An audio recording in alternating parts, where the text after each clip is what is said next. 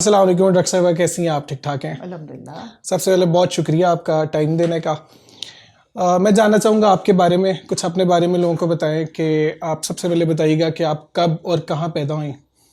अच्छा, मैं तो जी सियालकोट में ही पैदा हुई। तो उसके बाद इन जनरल आपकी जो शुरू की जर्नी थी वो कैसी थी, स्कूल लाइफ, और उसके बाद? स्कूल मेरा था जी कॉन्वेंट ऑफ जीसस है मेरी, सियालकोट। उसके बाद गवर्नमेंट डिग्री कॉलेज जो अब जीसी विमेन यूनिवर्सिटी बन गया है, उसमें मैंने वहाँ से एफएससी किया। फिर फातिमा जना मेडिकल कॉलेज में मेरा दाखिला हुआ, वहाँ से मैंने एमबीबीएस किया। फिर उसके बाद मेरी शादी हो गई, हाउस जॉब भी उसी दौरान हुआ। फिर हम आयरलैंड चले गए, वहाँ पे मैंने जीपी शिप की ट्रेनिंग ली और एक एग्ज़ाम भी दिया। लेकिन फिर हमारा वापस आने का प्रोग्राम बन गया। आके मैंने काफ़ी अर्सा काम भी किया प्राइवेट हॉस्पिटल, लेकिन पहले गवर्नमेंट हॉस्पिटल में किया जो सिविल हॉस्पिटल है, फिर प्राइवेट में किया। और फिर 2005 में मैं फिर बिज़नेस की तरफ आई, जो हमारा बेसिकली फैमिली बिज़नेस है। सही। तो अब अपनी फैमिली के बारे में थोड़ा बताएं, आपका उनके साथ रिलेशन कैसा रहा बचपन से? फैमिली मेरे ज़ाहिर वालिद बहुत रिनाउंड बिजनेसमैन थे सियालकोट के, ख्वाजा ज़काउद्दीन, और वो मेरे मेंटोर भी हैं, मेरे आइडियल जिसे कहते हैं ना, जिसे somebody who you look upon in every field of life. अभी तक मुझे जब भी मैं किसी सिचुएशन में होती हूँ तो मैं ये सोचती हूँ कि अगर मेरे अब्बू होते हैं तो मुझे क्या मशवरा देते। तो मैं समझती हूँ उनसे मैंने बहुत सीखा। मेरे मेरे अलावा मैं समझती हूँ बहुत सियालकोट के लोग हैं जिन्होंने उनसे बहुत सीखा। बिज़नेस के अलावा मैं समझती हूँ जो आपकी सोशल अपब्रिंगिंग होती है, आपकी कम्युनिटी सर्विसेज और खिदमत खल्क, और फिर अल्लाह से जो अपने दीन के साथ जो आपका ताल्लुक़ है, वो भी सब कुछ उन्हीं से सीखा है। तो मैं समझती हूँ कि सबसे बड़ी मेरी जो इंस्पिरेशन है वो मेरे वालिद हैं, और फिर मेरी वालदा जो कि जापानीज़ हैं। और चूँकि वो एक मेरा उस अम्मी जापानीज़ थी, तो मेरा उस तरीके का ब्रॉटअप भी ज़रा डिफरेंट था बाकियों से, जो कि जब मैं बहुत बड़ी हुई तो मुझे समझ आई कि पाकिस्तान की मेंटालिटी ख़वातीन की क्या होती है और हमारी अम्मी की क्या थी। तो मैं समझती हूँ I was blessed in both senses के मेरी बहुत ज़बरदस्त अपब्रिंगिंग हुई मेरे वालिदैन की वजह से। अच्छा, इसमें थोड़ा बताइएगा कि उस रिस्पॉन्सिबिलिटी को कैरी करना, जब आपके वालिदैन इतना बड़ा एक नाम हो, उसको कैरी करना किस तरह से, कितना मुश्किल होता है? बात ये कि शुरू में तो आपको अंदाज़ा ही नहीं होता ना, आपके वालिदैन तो सिर्फ आपके वालिदैन होते हैं। वो तो जूँ आपकी उम्र गुजरती है और फिर अल्लाह ताला आपको तौफीक दे कि ये आपको समझ में आए कि एक लेगेसी वो छोड़ के गए हैं और उस लेगेसी को हमने कैरी करना है। तो वो मैं कहती हूँ वो जो समझ होती है ना, वो बड़ी ब्लेसिंग है अल्लाह ताला की, वो सबको नहीं मिलती। और मैं उसको मुश्किल बिल्कुल नहीं कहूँगी, इसलिए कि मैं समझती हूँ वो तो मेरे लिए बड़ी ऑनर की बात है कि अगर मैं कुछ भी ऐसा कर सकूँ जिससे इस दुनिया में भी उनकी लेगेसी बरकरार है, और आखिरत में भी अगर मैं उनके लिए सदका जारिया बन सकूँ, तो मेरे ख्याल है इससे बड़ी ब्लेसिंग कोई और हो ही नहीं सकती। तो ये तो आपके ऊपर है ना कि आप उसको किस तरीके से फील करते हैं। तो मैंने उसको कभी मुश्किल नहीं समझा, मैं तो उसको अपने लिए ऑनर ही समझा है। सही। अच्छा, अपने करियर के बारे में थोड़ा बताइएगा कि आपने करियर अपना डिसाइड कैसे किया? हाँ जी, आपको जो मेडिसिन का ऐसा है कि मुझे मेरी अपने जो मेरा मेका है उसमें डॉक्टर्स कोई भी नहीं था जब मुझसे पहले। सही। और मेरे वालिद ने भी कोई मुझे फोर्स नहीं किया, लेकिन मुझे बहुत शौक था डॉक्टर बनने का। पता नहीं उस ज़माने में आपको होता यही होता था, या डॉक्टर बन जाओ, या लड़के होते हैं एग्जैक्टली। इंजीनियर बन जाएं, या मुझे तो लगता है अभी भी वैसे ही होता अच्छा। है। तो लेकिन बस मुझे शौक था, और मैं फिर नंबर भी मेरे आ गए। और उस ज़माने तो प्राइवेट मेडिकल कॉलेजेस भी नहीं थे, तो मेरिट पे ही जो आता था वही होता था, और इस तरह का सिस्टम भी नहीं था जो अब था। लेकिन अल्लाह का शुक्र है फिर डॉक्टर में अपने शौक से बनी। कैरियर शिफ्ट इस तरह हुआ कि जब हम वापस आए और हमारी कंपनी ने 2005 में फर्स्ट विमेन वर्कफोर्स हायर की, सही। और वो भी इसलिए कि उस वक्त दुनिया का ना एक चेंज हुआ। पाकिस्तान 9/11 के बाद ना ख़ासकर आपको पता है कि बहुत ज़्यादा पाकिस्तान पे फोकस था, और हम एक नया पाकिस्तान, लेकिन सबसे पहले पाकिस्तान का जो नारा उस ज़माने में लगाया, वो हम दुनिया को दिखाना चाह रहे थे कि हम एक प्रोग्रेसिव नेशन हैं। सही। और उस ज़माने में एक चीज़ बड़ी थी कि हर वॉक ऑफ लाइफ में ना ख़वातीन को इंडक्ट होना चाहिए, है ना। सही। गवर्नमेंट की तरफ से भी था ये। फिर हमारे जो कस्टमर्स थे उनका भी था कि आपकी फैक्ट्री, हमारी फैक्ट्री बहुत पुरानी 1974 में बनी, सही। तो उन्होंने कहा आपको ना विमेन वर्कफोर्स लेनी चाहिए अगर आप वाकई दुनिया के साथ चलना चाहते हैं। तो वो फिर हमने पहला बैच लिया। और उस वक्त फिर इत्तेफाक से मेरे हस्बैंड तब सियालकोट चैम्बर ऑफ कॉमर्स के सदर थे, तो उन्होंने भी मुझे इनकरेज किया। मेरे वालिद ने भी कहा कि भाई ये हम चूँकि अपनी फैक्ट्री में ख़वातीन को कर रहे हैं, तो आपको भी थोड़ा सा टाइम अब थोड़ा सा देना चाहिए इस तरफ। सही। तो फिर मैंने अपने उस स्केड्यूल में से, जो कि उस वक्त मैं सिर्फ 2 दिन ही जाती थी, मेडिसिन अपनी हॉस्पिटल जाती थी, तो मैंने फिर कुछ टाइम बिज़नेस की तरफ भी जाना शुरू कर दिया। इत्तेफाक से उन्हीं दिनों सियालकोट चैम्बर ऑफ कॉमर्स के अंदर विमेन रिसोर्स सेंटर बना तो खैर पहले से था, लेकिन एक्टिव तब हुआ, उसमें भी मैं शामिल हुई। और मैं समझती हूँ मेरी बिज़नेस ग्रूमिंग में सियालकोट चैम्बर का बहुत बड़ा हाथ है।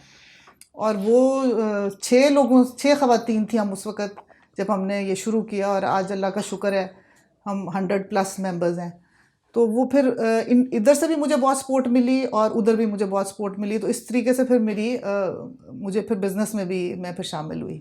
सही। अच्छा, ये बताइएगा कि बीइंग ए वुमेन सियालकोट के अंदर जब आप जी। अपनी प्रोफेशनल लाइफ में आते हैं, और स्पेशली जिस फील्ड में आप आए हैं, हम ज़्यादातर ख़वातीन इस फील्ड में देखते नहीं हैं क्योंकि बड़ा हार्डकोर काम है, लेबर के साथ भी आप डील करते हो, बहुत से इलिटरेट लोगों के साथ भी आपका सामना होता है। तो being a women in Sialkot, वो आपका इंटरेक्शन कैसा था, वो एक्सपीरियंस कैसा रहा, और स्टार्ट में आपको किन मुश्किलात का सामना था? अच्छा, मैं बताऊँ, बिज़नेस में तो बाद में, इवन मेडिसिन में जो कि हम समझते हैं कि बहुत कंक्लूसिव फील्ड है ख़वातीन के लिए, उसमें भी कोई आसान नहीं है। मैं जब हाउस जॉब कर रही थी तो मैं अकेली लड़की थी कार्डियोलॉजी वार्ड में, बाकी सब मेल डॉक्टर्स थे। और वो जो डॉक्टरों का जो रूम था ना, जहाँ पे लोग फारिग होकर डॉक्टर्स बैठते थे, मैं उधर बैठ नहीं थी सकती। इसलिए नहीं कि वो बेचारे लड़के अच्छे नहीं थे, इसलिए कि वो सब सिगरेट पीते थे। अच्छा। और मैं अकेली थी, जो अब मैं वहाँ पे बैठ नहीं सकती थी। आप ये देखें ना, तो जो वर्क प्लेस इन्वायरमेंट जिसकी हम बात करते हैं ना, इवन वो साजगार नहीं था इस लिहाज से। तो मैं नर्सों के स्टेशन में बैठा करती थी। सही। और उस ज़माने में भी आप देखें, और अभी भी जो भी औरत काम करती है ना, वो जब आप घर से निकलते हैं ना, चाहे तालीम हासिल कर रहे हैं, चाहे आप जॉब कर रहे हैं, चाहे आप कुछ भी कर रहे हैं, वो एक जहाज लेके निकलती है। तो आसान कभी भी नहीं होता है। मेरे लिए अपने घर से ज़्यादा ना बाहर मुश्किल, क्योंकि मुझे मेरे घर में माशाल्लाह कहते हैं ना कि मेरी एक अम्मी एक फॉरेनर थी, तो मुझे एक बहुत सपोर्ट थी। मुझे कभी फील नहीं हुआ कि मैं कोई काम नहीं कर सकती। लेकिन जब मैं प्रैक्टिकल लाइफ में आई, चाहे वो मेडिसिन था, चाहे वो बिज़नेस था, तब मुझे पता चला कि सबसे बड़ी जंग जो है ना, वो हमें अपने मर्दों की ना सोच से लड़नी होती है, उनके माइंडसेट से लड़नी होती है, और दूसरी फिर अपने आप से, क्योंकि आप बार बार डीमोटिवेट हो रहे होते हैं ना हर चीज़ पे, और आप कहते दफ़ा करो भी, हम घर ही बैठ जाए इतनी। अच्छा, जंग मुश्किल कौन से वाली थी, मर्दों वाली या अपने आप से? सबसे पहले अपने आप वाली जंग है। आप अपने आप की जंग जीतेंगे तो फिर आप मर्दों वाली जंग भी जीतेंगे। अपने आप की वाली डेफिनेटली, क्योंकि आपने हर जगह पे अपनी लाइफ को बैलेंस करना होता है, और वो फिर मुश्किल ही होती है टाइम के साथ साथ। ठीक है, पहले आप स्टूडेंट होते हैं, फिर आपकी शादी होती है, फिर आपके मियाँ भी होता है, इन लॉज भी होते हैं, बच्चे भी होते हैं, और एक डबल महाज चल रहा होता है आपका। तो अच्छा, ये आपने बड़ी इंटरेस्टिंग बात की कि सियालकोट के अंदर स्पेशली आप एक प्रोफेशनल लाइफ के अंदर भी हो, आपकी फैमिली भी है, तो वो इकट्ठे इन चीज़ों को मैनेज करना, वो कितना, उसके लिए कोई टिप दे हमें, या वो आपने मैनेज कैसे किया ताकि ख़वातीन भी ये सुन सके, जान सके कि आप मैनेज कर सकते हो, या वो करते कैसे हैं, वो क्या, उसके बारे में कुछ बताइए। देखिए, मैं समझती हूँ जिस चीज़ को आप इम्पोर्टेंस देते हैं ना, उसके लिए आप कुछ ना कुछ कर लेते हैं। पोलो कोएल्हो भी कहते हैं ना अपने किताब एल्केमिस्ट में कि if you want something really bad, the whole universe conspires in favour of you. यानी पूरी कायनात जो है वो आपकी मददगार हो जाती है अगर आप कोई चीज़ बड़ी शिद्दत से हासिल करना चाहते हैं, या किसी चीज़ के पीछे पड़ जाते हैं, ठीक है ना, अपने एम के लिए, मकसद के लिए। तो अब मुझे ये लगता है कि हम ख़वातीन खासकर जो है ना, हमारी प्रायोरिटीज़ जो है ना, हम ठीक नहीं सेट करते। यानी अगर हमें ये पता हो कि हमारी किस वक्त क्या प्रायोरिटी, एक वक्त आता है जब आपकी फैमिली आपकी प्रायोरिटी होती है। अगर मैं उस टाइम पे, जब मेरे बच्चे छोटे थे, मैंने 7 days a week काम करना है, तो मेरे बच्चे निगलेक्ट होता है, ठीक है ना। तो उस वक्त मैंने वो अपनी प्रोफेशनल लाइफ को कम किया और अपनी फैमिली लाइफ को ज़्यादा टाइम दिया। तो कई दफ़ा आपको अपनी प्रायोरिटी सेट करनी है।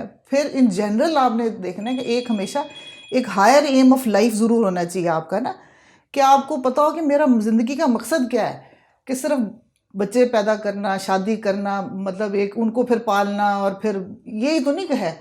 एक अल्लाह ने हमें अशरफुल मखलूक़ात बनाया, हमें अकल दी, हमें समझ दी, और हमें कहा कि मेरा खलीफा है, और अल्लाह ने ये नहीं कहा सिर्फ मर्द ही खलीफा है और औरतें नहीं हैं, दोनों के कहा है ना कि इंसान मेरा खलीफा है। तो इतनी बड़ी अल्लाह ने अगर आपको एक इज्जत दी है तो उसका कोई मकसद तो है ना। आप इस दुनिया में उस तरह एक जानवर की ज़िंदगी गुजारने तो नहीं आए हैं। तो अगर आप अपने मकसद हासिल कर लेते हैं और उसके एक वो कहना है एक हायर एम ऑफ लाइफ आपको मिले, तो फिर आप मेरा ख्याल है सब काम कर सकते हैं। फिर आपके लिए बैलेंस करना मुश्किल नहीं है। और देखिए ज़िंदगी किसी की आसान नहीं है, जो करोड़पति है उसके लिए भी नहीं है, जो झुग्गी में उसके लिए नहीं है, जो महल में उसके लिए भी नहीं है, क्योंकि सब इंसान जो है ना वो एक स्ट्रगल में ही है। सही फरमा रही हैं आप। अच्छा, ये बताइएगा कि आपका ये जो सियालकोट चैम्बर है, इसमें आपका पहला इंटरेक्शन कब हुआ, आप कब यहाँ प्रोफेशनली यहाँ आना? हाँ, यहाँ मैं बताया ना, जैसे 2005 में हमारा जब विमेन रिसोर्स सेंटर बना, तो उस वक्त हमने पहली दफ़ा मैं विमेन चैम्बर आई और हमने पहली हमारी चेयरपर्सन मिसेस शबनम आसिफ थी और हमने वो शुरू किया।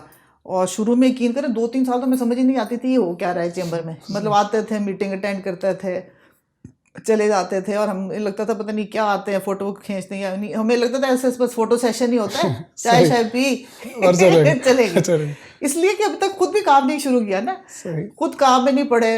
और फिर आहिस्ता आहिस्ता समझ आई कि ये तो इतना ज़बरदस्त प्लेटफॉर्म है। यहाँ पे जो आते हैं मेहमान, जिन्हें हम कहते हैं गेस्ट होते हैं, वो असल में आपके लिए कितनी कितनी एक अपॉर्चुनिटीज़ और एक इतने दरवाजे खोलने के लिए आते हैं कि जिनका हमें पता नहीं है ना। अब कितने इदारे हैं गवर्नमेंट के, नॉन गवर्नमेंट इदारे हैं जो कि आपको फैसिलिटेट करने के लिए हैं, जो आपके लिए चाहते हैं। और देखिए ये एक बिजनेस प्लेटफॉर्म है, this is not a social platform. हालांकि सियालकोट चैम्बर ऑफ कॉमर्स बहुत सारे सोशल प्रोजेक्ट्स में भी है, लेकिन ये इसका अव्वलीन मकसद ये है कि लोगों को रोज़गार, जो लोग रोज़गार कमा रहे हैं, जो बिज़नेस में हैं, उनको फैसिलिटेट किया जाए। और Sialkot being an export oriented city, हमारा मकसद ये है कि ज़्यादा से ज़्यादा लोग एक्सपोर्ट बिजनेसेस में आएँ, क्योंकि मुल्क, किसी भी मुल्क का जो पहिया है ना वो उसकी एक्सपोर्ट्स पे चलता है ना। जब हम कहते हैं ना एक्सपोर्ट डेफिसिट, तो डेफिसिट जो जहाँ पे डेफिसिट ज़्यादा हो जाता है वहाँ पे तरक्की कम हो जाती है। जब इंपोर्ट ज़्यादा और एक्सपोर्ट कम हो जाता है तो डेफिसिट बढ़ जाता है ना।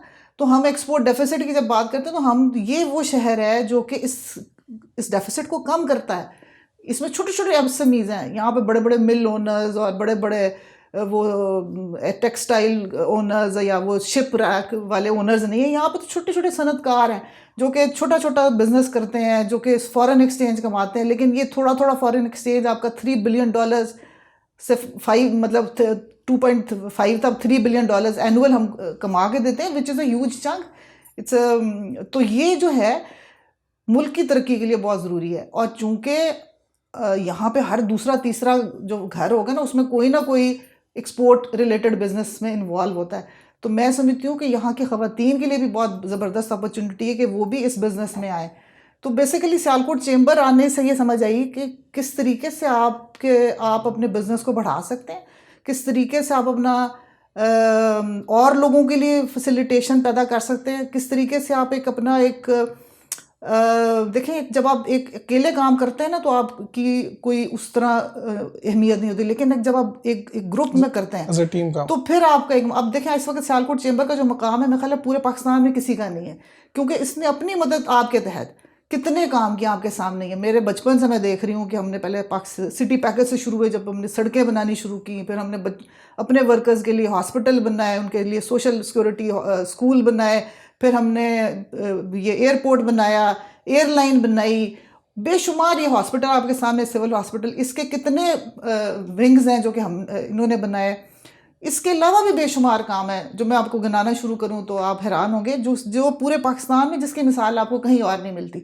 और उसकी वजह सिर्फ ये कि यहाँ के जो एक्सपोर्टर्स हैं ना वो कलेक्टिव एफर्ट पे यकीन करते हैं। वो ये नहीं कहते लो जी मेरी तस्वीर लग जाए, मेरा पोस्टर छप जाए, मेरा नाम हो, वो ये कहते हैं हमारे शहर का नाम हो, हमारे इदारे का नाम हो। तो ये स्पिरिट जो है ना, जो सियालकोट अब मॉडल इसको कहते हैं, वो अब सब तो ये इस लेवल पे बात आ गई नेशनल लेवल पे कि जो सियालकोट मॉडल है ना वो सारे शहरों में रेप्लिकेट होना चाहिए। वही कराची में होना चाहिए, वो फैसलाबाद भी में होना चाहिए, वो लाहौर में भी होना चाहिए, कि जहाँ पे आप अपने इदारे को और अपने शहर को और अपनी कम्युनिटी को आगे करें। और ये ना कोई कहे कि ये नकाश ने काम किया या ये डॉक्टर मरियम ने काम, वो ये कहें कि ये सियालकोट के लोगों ने काम किया। एग्जैक्टली। अच्छा, इसमें मैं बीइंग ए वुमेन प्रेसिडेंट, एक तो थोड़ा हमें वुमेन चैम्बर के बारे में बताइएगा कि ये इसमें ये अभी तक क्या इसकी अचीवमेंट्स क्या है, ये कर क्या रहा है और इसका एक्चुअली मकसद क्या था। मैं चाहता हूँ कि लोग ये जाने कि इसका मकसद क्या था और ये एक्चुअली क्या क्या फंक्शन कर रहा है सियालकोट के अंदर। हाँ जी, जो इसका भी मकसद वही है जो कि किसी भी चैम्बर का होता है। चैम्बर सही। ऑफ कॉमर्स, जैसे मैंने कहा, basically is a business platform made to facilitate the business community सही। In any way. चाहे वो लिंकेजेस प्रोवाइड करें, चाहे वो वर्कशॉप्स कराएं, चाहे वो उनकी ट्रेनिंग करें, कैपेसिटी बिल्डिंग करें, हर तरह से। यही मकसद विमेन चैम्बर का था। विमेन चैम्बर क्यों बना? क्योंकि जैसा उनका हमारा रिसोर्स सेंटर जो था वो अच्छा भला चल रहा था। हम 6 खवातीन से शुरू हुई, होती, लेकिन एक वक्त आया जब हमें फील हुआ कि सियालकोट चैम्बर, जो कि हालांकि बहुत डायनामिक और प्रोएक्टिव है, लेकिन एक कल्चरल हमारा रिस्ट्रेंट्स भी है ना। खवातीन एक मर्दों के चैम्बर में आते हुए घबराती हैं।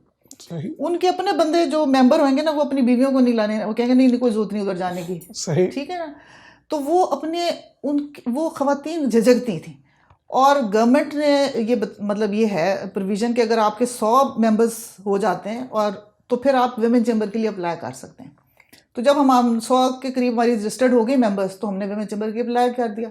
2 साल हमें लगे उसकी सारी कार्रवाई और वो जो लीगल जो थे मैटर्स उनको सॉर्ट करते हुए, और हमें 2020 में कि 21 में हमें, हाँ 21 में हमें लीगली हमने शुरू किया काम प्रॉपरली। तो हमें मिल गया नोटिफिकेशन, लाइसेंस भी मिल गया। अब मैं समझती हूँ कि हमें इसके बहुत फ़ायदे हैं। अब देखिए, जैसे एक हर सियालकोट का, जो सियालकोट नहीं पूरे पाकिस्तान में जो चैम्बर्स होते हैं ना, उनमें अगर फ़र्ज़ करें 10 लोगों का डेलीगेशन सिलेक्ट होता है। बहुत सारे इदारे हैं गवर्नमेंट के, जैसे TDAP है जो कि डेलीगेशंस भेजती है, एग्जीबिशंस अरेंज करती हैं, तो जो सब्सिडाइज भी होते हैं और सेल्फ फाइनेंस पे भी होते हैं। तो फ़र्ज़ करें अगर 10 लोगों का डेलीगेशन सिलेक्ट होता था ना पहले, तो उसमें से 20% ख़वातीन की सीट होती थी, यानी 10 में से 2 औरतें जा सकती थी। सही। अब ये कि हम 10 का 10 लोग, 10 की 10 औरतें जाएंगी क्योंकि हमारा अपना चैम्बर है कि माशाल्लाह, ये तो नहीं? बहुत अच्छी बात है। फिर ये है कि जब कहीं पे हम एग्जीबिशन होती है तो हमें सब्सिडाइज्ड बूथ्स मिलते थे ना। लेकिन तब पहले ये था कि चूंकि मर्दों के साथ थे तो जितनी मर्दों की सब्सिडी होती है उतनी, यानी कि थोड़ी सी ज़्यादा, लेकिन अब चूंकि विमेन चैम्बर होता है तो विमेन को वो ज़्यादा सब्सिडीज मिलती हैं। ऑब्वियसली। तो हमें फिर बहुत सारे ऐसे प्रोग्राम्स होते हैं, प्लान्स होती हैं, जैसे स्टेट बैंक की प्रोडक्ट्स होती हैं जो कि एक्सक्लूसिव फॉर विमेन एंटरप्रेन्योर्स होती हैं, जो कि हमें एज अ मैन चैम्बर के अंदर हमें उन तक रसाई नहीं थी हासिल, जो कि अब हमें मिला करेगी। ठीक है, फाइनेंसेस के अंदर, ट्रेनिंग प्रोग्राम्स के अंदर, अपने आप को एग्जिबिट करने के अंदर। अच्छा, इसमें डॉक्टर साहब एक चीज़ बताइएगा कि जो एक आम खातून है जो घर जी। में जो एक आम सियालकोट की एक खातून शहरी है, उसके लिए बताइएगा कि वो इस प्लेटफॉर्म को इस्तेमाल किस तरह से कर सकती है अपनी ज़िंदगी के अंदर, क्योंकि इतनी, जैसे आपने बहुत सी अपॉर्चुनिटीज़ गिनवाई हैं, मैं चाहता हूं कि वो लोग भी जानें कि जो आम घरों में रहते हैं और वो वेट करते हैं कि शायद कोई बहुत बड़ी अपॉर्चुनिटी आएगी तो वो काम करेंगे। तो आप लोग इतना अच्छा काम कर रहे हैं, तो उसके बारे में बताइएगा। जो एक आम खातून है घरेलू, उसके लिए चैम्बर के पास क्या अपॉर्चुनिटीज़ है, वो क्या क्या कर सकती हैं? पहले तो बात है कि हमारे साथ लिंक अप हों, ठीक है, हमारा मेंबर बने। उसके लिए सिर्फ आपके 2 ही शरायतें हैं कि आपकी कंपनी रजिस्टर्ड हो और आपके पास NTN नंबर हो। सही। वो हमने उसका भी पूरा प्रोसीजर बताया हुआ एक इसी तरह की वीडियो में। और अगर आप फिर भी, अगर फ़र्ज़ किया आपने अपनी अभी तक कंपनी रजिस्टर नहीं कराई, फिर भी मैं समझती हूँ कि आपको थोड़ा सा अपने कंफर्ट जोन से बाहर आना पड़ेगा, एक आध दफ़ा में विजिट करना पड़ेगा। अब तो हमारा क्या कहते हैं, ये सोशल मीडिया पे इंस्टाग्राम, फेसबुक, यूट्यूब, ये सारी चीज़ें चल रही होती हैं और उस पर बहुत सारे लोग हमारे साथ इंटरेक्ट करते हैं। लेकिन मैं समझती हूँ कि आपको जो फर्स्ट हैंड एक्सपीरियंस तब होता है जब आप आते हैं, हमारे साथ मिलते हैं, कुछ मीटिंग्स अटेंड करते हैं, कुछ इंटरेक्शंस होती हैं, फिर आपको समझ आती है। आप जब आएंगे तो आपको पता चलेगा कि कितने हम ऐसे प्रोग्राम्स कर रहे होते हैं जो कि हम जनरल सबके लिए कर रहे होते हैं। उसमें ज़रूरी नहीं कि हमारे रजिस्टर्ड जो मेंबर्स हैं उन्हीं के लिए। जैसे हम सही। एक्सेस टू फाइनेंसेस, सही। हम उसमें बताते हैं कि गवर्नमेंट के कौन कौन से प्रोग्राम्स हैं जहाँ पे आप छोटे कर्जे ले सकते हैं अपने बिजनेसेस के लिए, फ्री यानी लीस्ट मार्कअप के ऊपर, या बगैर सूद के भी ले सकते हैं। फिर हम बताते हैं कि आप अपने बिजनेसेस को प्रमोट करना चाहते हैं तो आप अपना बिजनेस प्लान कैसे बनाएं, सही। यानी जो एंटरप्रेन्योरशिप ट्रेनिंग प्रोग्राम समझें आपके ये, वो हम करा रहे होते हैं। फिर हम मुख्तलिफ अवेयरनेस प्रोग्राम्स कराते हैं जिसमें बताते हैं कि अगर खुदा न खास्ता किसी के साथ कोई मिसहैप हो जाता है, किसी का लॉस हो जाता है, कई दफ़ा स्कैम्स होते हैं, इंटरनेट स्कैम्स होते हैं, उससे आप किस तरह बच सकते हैं, साइबर क्राइम्स जो अगर उसमें अगर आप इन्वॉल्व होते हैं उसको आप किस तरीके से, मतलब छोटी छोटी मालूमात होती हैं। और उनके हमारे सेशंस होते हैं, कई दफ़ा ऑनलाइन होते हैं, कई दफ़ा फिजिकल हो रहे होते हैं, कई दफ़ा हम बड़े पैसे दे के हम कंसल्टेंट्स को बुलाते हैं ताकि लोगों को पता चले। लेकिन जाहिर है उसके लिए आपको भी तो कुछ हिलना पड़ेगा ना। Exactly. आप कहे कि जी मैं तो अपनी ये खोल के फ़ोन अपनी ईमेल भी ना देखूं। अच्छा, कई ऐसे होते हैं जो हमारे रजिस्टर फिर कहते हैं जी हमें तो पता ही नहीं चलता। मैंने कहा जी हम आपको ईमेल आई होगी। ओ जी हम तो ईमेल देखते ही नहीं। तो फिर हमारा कुछ, मैं आपके घर जाके दरवाज़ा खड़का के तो नहीं कह सकती। अब वही रह गया है। हाँ बिल्कुल। तो थोड़ा सा आपको भी एक्टिव होना पड़ेगा। और वही मैं कहती हूँ जिसमें जितनी तड़प होती है ना सीखने की, वो उतना आगे आ जाता है। अच्छा, मुझे आपकी बात से यही समझ आई कि अपॉर्चुनिटीज़ बहुत ज़्यादा हाँ हैं और काफ़ी मतलब आप लोगों ने बहुत सा काम किया है। बस इसमें ज़रूरी है कि ख़वातीन चल के आएँ, कोई ऐसी अवेयरनेस कैंपेन क्रिएट की जाए कि लोगों को पता चले इस प्लेटफॉर्म के बारे में और वो इसको यूटिलाइज़ करें। और वो जिस तरह आप इस शहर के अंदर आप भी जिस तरह काम कर रही हैं, आप उनके लिए बहुत बड़ी मोटिवेशन है। जिस तरह आप कर रही हैं, इसी तरह जैसे आपके बहुत से मेम्बर्स हैं वो भी कर रहे होंगे। तो इसी तरह एक आम खातून या आम घरों में जो ख़वातीन हैं वो भी ये इन चीज़ों का फ़ायदा उठा सकती हैं। एग्जैक्टली, बिल्कुल। अच्छा, अब इसमें मुझे आजकल आपका एक इवेंट आ रहा है, मुझे उसके बारे में थोड़ा इन्फॉर्मेशन जाननी कि वो क्या है। वी एग्जिबिट के नाम से आप लोग इवेंट करा रहे हो, उसका कॉन्सेप्ट कहाँ से आया, कॉन्सेप्ट है क्या और वो क्या होने क्या जा रहा है सियालकोट में? हाँ जी, वी एग्जिबिट बेसिकली एग्जीबिशन है। It's a women trade exhibition जिसे आप कहते हैं, ट्रेड शो। और जब हम चेंबर हमारा बना ना तो जो हमारा DGT होता है ना, डायरेक्टर जनरल ट्रेड डेवलपमेंट, जो होता है वो ट्रेड डिपार्टमेंट, वो हमें कहते हैं कि ख़वातीन जो चेंबर जब आप बना लेते हैं तो आपने साल में या 2 साल में एक दफ़ा एग्जीबिशन ज़रूर कराएं। और ये सब जगहों पे होती है, लाहौर विमेन चेंबर, मुल्तान में, फैसलाबाद में होती हैं। सियालकोट के विमेन चेंबर को बने भी 2 साल नहीं हुए, मई में 2 साल पूरे होंगे। अब हमारे लिए पहले एक्सपीरियंस था और मैं ना बहुत इस पर रिलक्टेंट इसलिए थी क्योंकि बाकी शहरों में जो ख़वातीन जो उनके मेंबर्स हैं ना वो लोकल बिजनेसेस में ज़्यादा हैं। जैसे मुल्तान चेंबर बहुत एक्टिव है विमेन चेंबर, तो उसमें दस्तकारी का काम बहुत है। ख़वातीन एम्ब्रॉयडरी और हैंडवर्क और ये जो दस्तकारी और ये कपड़ों का काम बहुत है वहाँ पे। इसी तरह बाकी जगहों किसी में ज्वेलरी है, किसी में कुछ है, जो कि लोकल बिजनेसेस हैं। अब सियालकोट में ना ज़्यादा हमारे जो मेंबर्स थे ना वो एक्सपोर्ट बिजनेसेस में ज़्यादा थे, मतलब एक्टिव मेंबर्स, मैं नहीं कहती सारे मेंबर्स। और चूंकि लोकल एग्जीबिशन से हमारा कोई लेना देना नहीं, क्योंकि हम चूंकि एक्सपोर्ट करते हैं, हमारी आमतौर पर हम इंटरनेशनल एग्जीबिशंस में जाते हैं या इंटरनेशनल डेलीगेशंस में जाते हैं, या हम कभी वो एक वैक्सनेट होता है TDAP कराता है, उसमें जब हम जाते हैं तो हमारा मकसद बेसिकली कस्टमर से मिलना होता है, वो भी इंटरनेशनल क्लाइंट अगर हमें वहाँ से मिल जाए। अब मैं सोचती थी कि यहाँ पे हम क्या एग्जिबिट करेंगे और एग्जीबिशन कराएंगे भी, तो पता नहीं एग्जिबिटर्स किस तरह के होंगे, लेकिन एक रिक्वायरमेंट थी।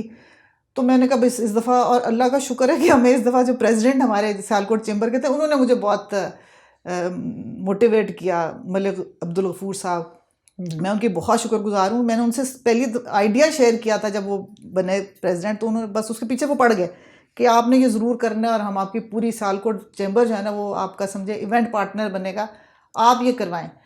तो अब फिर मेरे जहन में ये था कि जो हम कराएंगे ना वो उसकी लुक वैसी नहीं होगी जो आम एग्जीबिशंस की, जो मैंने 1-2 एग्जीबिशंस देखे हैं ख़वातीन चेंबर्स के, वो उस जैसी नहीं होगी। वो ऐसी होती है जैसे मीना बाज़ार की तरह की होती है कि जैसे टेबल्स लगे हुए हैं, कनातें लगी हुई हैं, तंबू कनातों वाली, और वो जैसे एक संडे मार्केट वाली लुक आती है ना।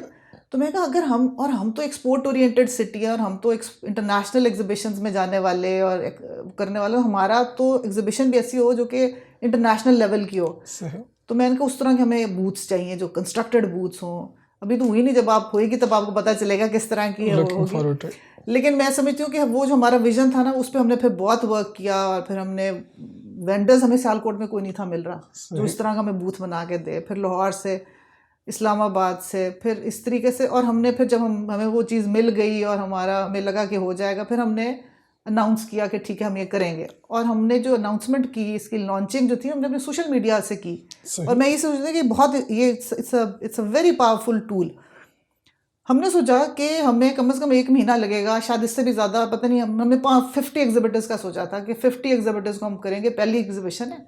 इससे ज्यादा नहीं हम लेंगे। और ये भी मैं सोचती थी 50 भी ना सोचे, हो सकता है 30 हो, 30 हो सकता है 20 हो क्योंकि हम एक रिक्वायरमेंट है जो हमने पूरी करनी है। लेकिन अगर 20 भी होंगे ना तो वो जो आएगा ना उसको लगेगा हमने किसी एग्जीबिशन में आए हैं। वो ये ना समझे कि हम किसी ऐसी फजूल सी जगह पे आ गए। लेकिन आप हैरान, हमें इतना अच्छा रिस्पांस मिला। और सियालकोट शहर के अलावा हमें इतने दूसरे और शहरों से भी ख़वातीन ने अप्रोच किया कि हम इसमें शामिल होना चाहते हैं, जिसमें लाहौर है, फैसलाबाद है, गुजरांवाला, गुजरात, वज़ीराबाद, मुल्तान, इवन कराची से भी 2-3 एग्जिबिटर्स हैं, मुल्तान से भी 3-4 हैं। तो हम इतने हैरान हुए और इतनी डाइवर्सिटी है ख़वातीन के बिजनेसेस में, मुझे अंदाज़ा ही नहीं था। और ये मैं समझती हूँ कि एक एक्सीलेंट अपॉर्चुनिटी है कि वो एक प्लेटफॉर्म पे इकट्ठे हों, अपने आप को हाईलाइट करें। अच्छा, जो आ रहा है एग्जिबिटर, मैं समझती हूँ वो तो ये सोच के आ रहा है कि चलो मेरा एक दिन का मेरी सेल हो जाएगी, मेरा बिजनेस है। लेकिन मैं इसको बहुत आगे देखती हूँ। मैं समझती हूँ कि ये अगर हमारा ये अच्छे तरीके से हाईलाइट होता है ना तो ये हमारे सियालकोट के लिए एक गेम चेंजर के तौर पे काम कर सकता है। सही। इसमें से बहुत सारे पोटेंशियल एक्सपोर्टर्स निकल सकते हैं। इसमें से बहुत सारे ऐसे हैं जो कि अगर इस लेवल 1 पे हैं तो वो हो सकता है विद इन 5 years लेवल 10 पे चले जाएं।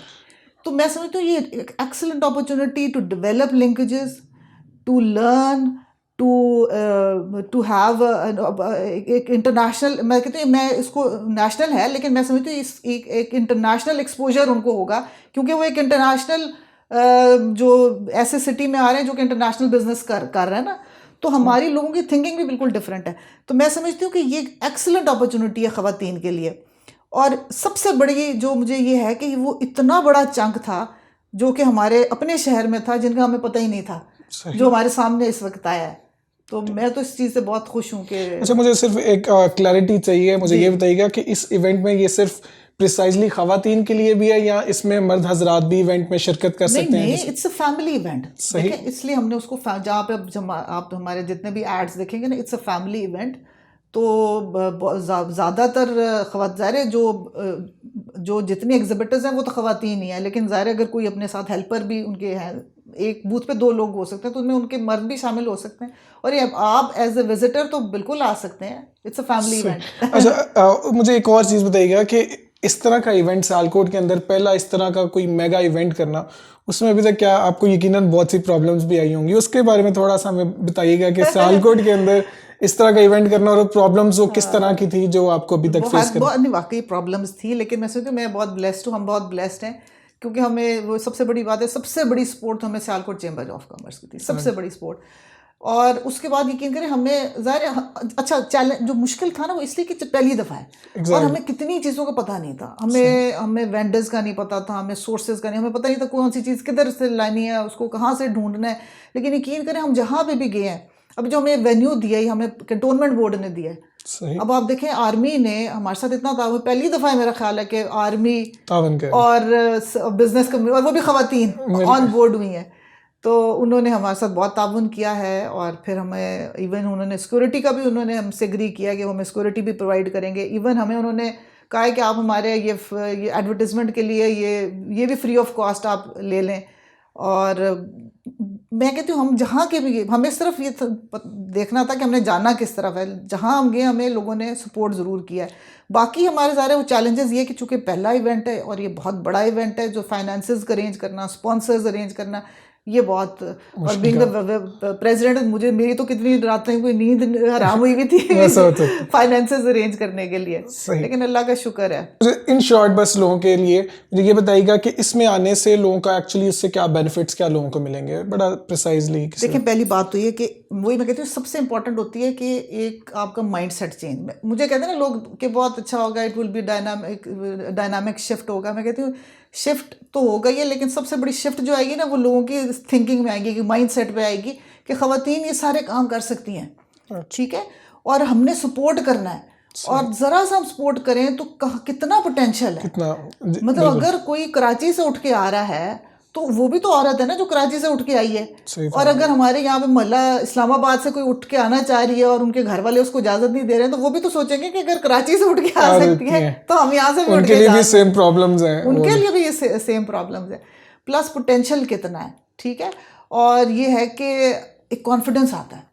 देखें जो औरतों का जो सबसे, मैं कहती हूँ ना, सबसे बड़ी जंग आपके आपके अंदर की होती है कि आप औरतें जो है ना हमारी, वो बेचारियों में बहुत कॉन्फिडेंस की कमी होती है। आप हो सकता है अपने घरों में, अपने फील्ड में वो बहुत कॉन्फिडेंट हो, लेकिन जब वो निकलती हैं ना, और ख़ासकर जब प्रैक्टिकली आती हैं इस तरफ, बिजनेस की तरफ, तो उनको बहुत ज़्यादा उनका कॉन्फिडेंस शटर होता है जगह जगह पे। ये ऐसा प्लेटफॉर्म है जहाँ पे उनको बहुत अच्छा बताइए, यहाँ पर कुछ बैंक्स ने भी लिए हमसे बूथ, और वो टोटली उन्होंने वो प्रोडक्ट्स वहाँ पे उन्होंने अपने बतानी जो ख़वातीन से रिलेटेड है। हो सकता है वहाँ जाके उनको पता चले, हाय हम तो 3 लाख के लिए इतने पागल हो रहे थे, तो हमें ये 3 लाख तो इतने कम मार्कअप पे मिल रहा है, और हो सकता है उसी वक्त वो फॉर्म उसकी एप्लीकेशन भी जमा करा दें। तो मैं सिर्फ ये कह रही हूँ कि जब वो आएंगी और उनको जो आपस में इंटरेक्ट करेंगी, और उनके लिए एक बहुत लर्निंग एक्सपीरियंस, जो सेल तो होगी वो तो होगी, वो तो एक छोटा बेनिफिट है, लेकिन एक लॉन्ग रन में उनके जो लिंकेजेस डेवलप होंगे, जो उसके बाद जो उनका आगे का जो सफ़र होगा ना, वो मैं समझती हूँ उनके लिए बहुत आसान हो जाएगा। सही।